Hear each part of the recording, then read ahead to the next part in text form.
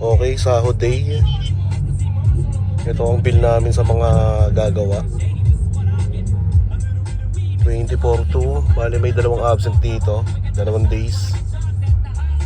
Monday to Saturday.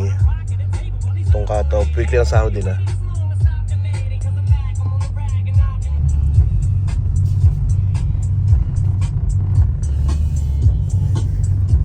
Ito po yung driver ko. New driver. Nakikipagkarera na nga ako eh. Ang lisensya niya, buwan pa lang. Ayan na po ang aming unit eh.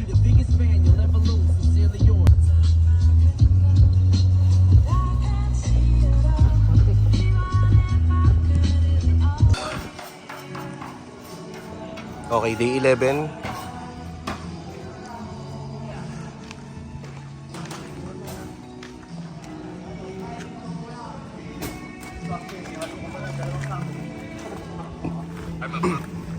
Okay, may semento na rito sa tie beam.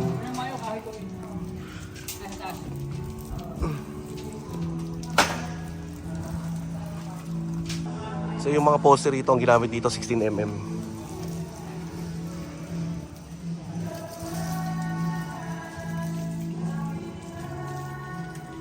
Ayan, yung mga bakal na yan, 16mm yan.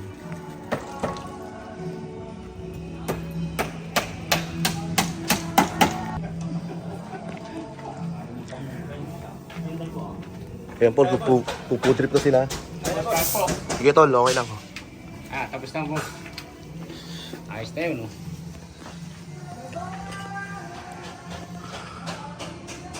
Okay ah.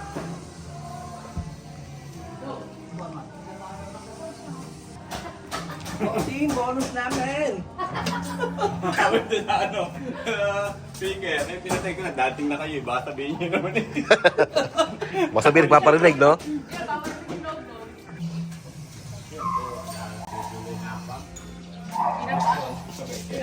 Kaya ka muna kay Beng.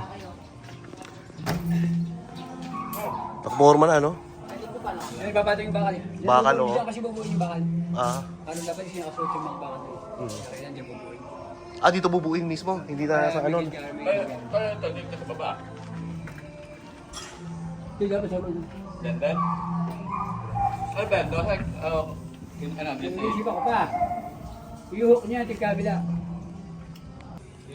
Okay, so natayo na yung dalawang poster rito. Dalawang column. Ito. So ito ano yan? 16mm. Lahat ng mga column para matibay. Ito. Bali ito yung magiging man gate. Man gate, tapos yung gate sa sasakyan. Garahe. Tapos wall na rito.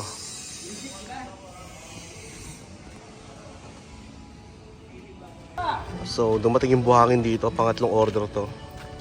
Isang elf.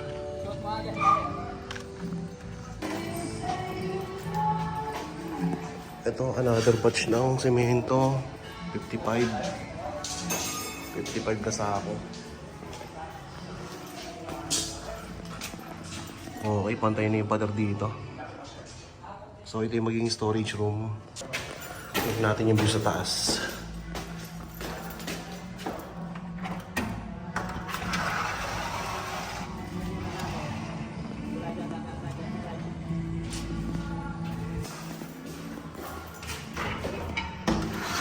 Yo! Kaya ka muna! Boss, hello po! Gandang hapon! Si JR, ang skilled worker namin.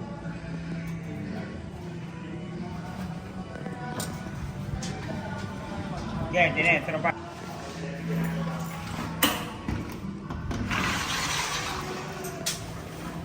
Kasi ito may runner din dito. Tumutuda na yun, din eh. Runner.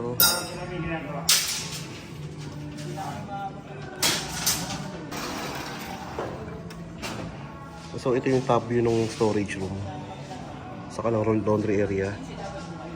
Eh bali dito sa may runner dyan, yung may nakalagay na runner, nakahoy. So merong wall pa dyan, kaso iuhuli daw nila yon. Ayan, laundry area, storage room, kitchen sa dulo. So, ito yung mga bakal dyan. Again, 16mm yan para mas matibay. Yun ang recommended talaga para matibay siya. Kung halimbawa magsi-second floor. Kasi second floor tong bahay yung improvement na ito. Kaya maglalatag na ng bakal. Nalatag na? Ayun po. Doon na kayo mismo, no? Rekta na dyan. Tama. Ang ating pambiga.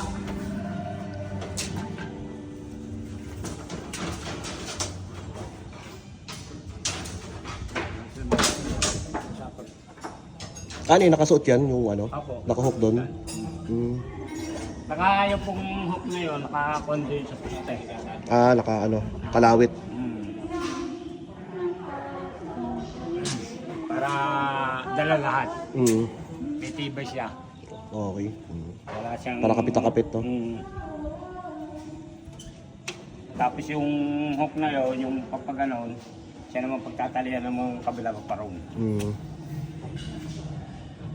Parang mga ano siya, no? Extension dugtungan. Talagang pinatibay ay. Oo. Para matibay talaga. Pero yung bakal, anong sukat yan?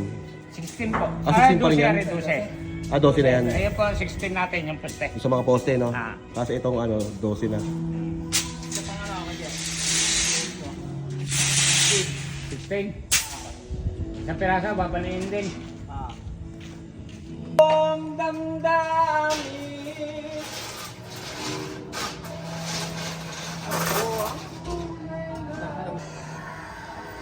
Pinapasok na nila yung pang 3 meters sa kandila eh. pambiga eh.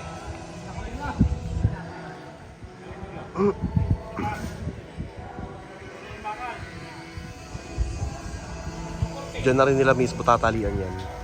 O i-wire.